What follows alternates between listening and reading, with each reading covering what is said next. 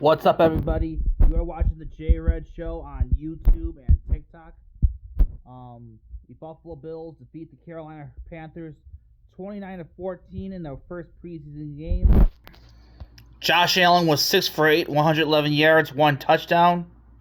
Kyle Allen also had a very good day, 14 for 60, 108 yards. Now, this win, in my opinion, was a very encouraging sign. And yes, I know. Preseason pledge, and they were against a mediocre Carolina Panthers team. So I shouldn't get too excited about what I saw. But you can take some things out of a preseason game. And I really liked what I saw. The Bills had some sustained drives, a lot of good play action, and also running back screen passes. Josh Allen got some chemistry with DJ Moore. The defense was very aggressive. They weren't playing not to lose, but they were playing to win. I often didn't understand McDermott's defensive philosophy and his need to always play older, slower veterans instead of the skilled, speedy, younger players. McDermott is an old-school coach in terms of defensive philosophy. The problem is that the defense was very hard to break, was pretty easy to break down. If the front four didn't affect the play at the line of scrimmage, they were fucked as far as any offensive coordinator worth of salt will find a hole to exploit the zone coverage. The only time he ever blitzed was when he was getting desperate. But Leonard, on the other hand, moves pieces around and tries to disguise things, much in the same vein as a team like Pittsburgh, which run a 3-4. It's more risky, but it's tougher to play against. Only downside was the offensive line. They need some work. Both starting tackles got abused. But overall, very nice win. Very encouraging signs. Again, I know it's the preseason, but I was very happy with this win. Now I want to talk about the stadium. A lot of fans seem to be upset with the stadium. Talk about the bad. Now, I haven't been inside the stadium, so I can't really say if everything is. I can't really determine whether or not things are fine for me. But a lot of people I've talked to online, they seem to think the stadium is fine. I know a lot of fans are complaining about not having a roof, thinking that we'll never have like a major event like the Super Bowl. But Buffalo will never host a Super Bowl. Or like, you gotta temper expectations about what this stadium holds.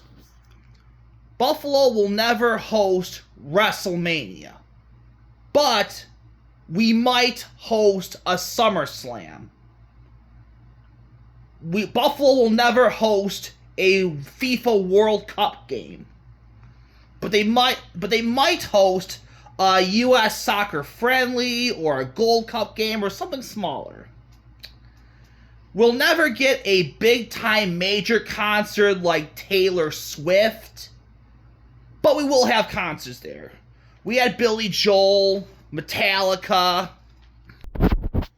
George Strait, Luke Combs, U2, Beyonce, Billy Joel, the Rolling Stones. Buffalo will get a concert, just not like a Taylor Swift concert, probably not a Coldplay concert. Because you need hotel rooms for that, and Buffalo doesn't have the hotel rooms for that. So, you just gotta deal. Again, what the stadium is, you just gotta deal with it. I know a lot of fans can play online, but fans will still buy tickets, yeah. And speaking of WrestleMania SummerSlam, you just saw in my TikTok video and my YouTube videos, I just attended WWE Raw. It was a pretty good show. Saw a lot of Mexican wrestlers from the AAA promotion as WWE gets ready for Worlds Collide and they continue to expand their crossover to AAA Mexican wrestling. I saw Big Cass beat up Javon Evans. I saw the Bloodline storyline where it looks like Solo Sikoa has betrayed the Bloodline and is siding with LA Knight.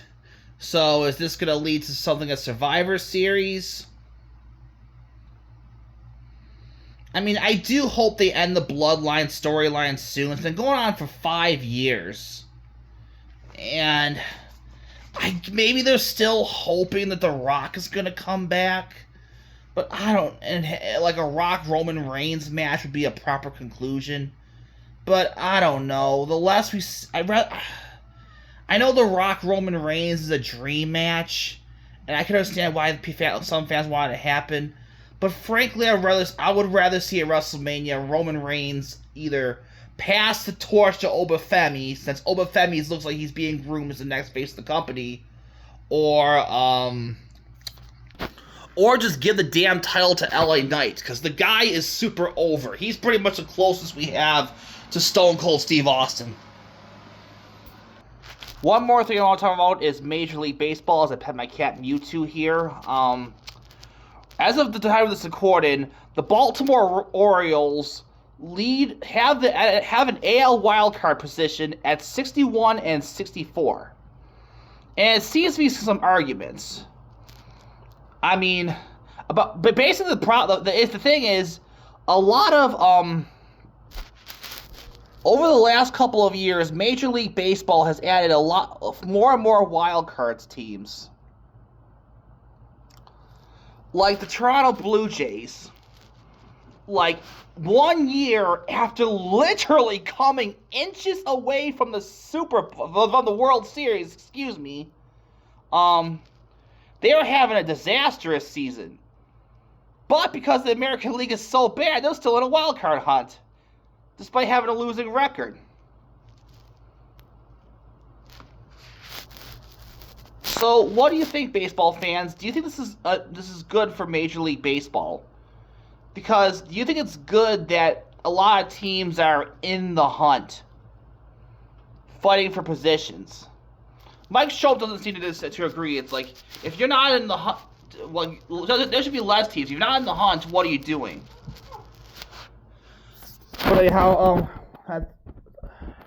But I know a lot of people don't agree. Like a team like a Major League Baseball season is 162 games long, and I think if you want to draw fans to games, you need to hold on, let me my cat. If you want to draw fans to games, you gotta find some way to keep them invested, and having a really close playoff race like this does keep them invested. But what are your thoughts? Hit me on Twitter at JRedShow, and I'll see you later.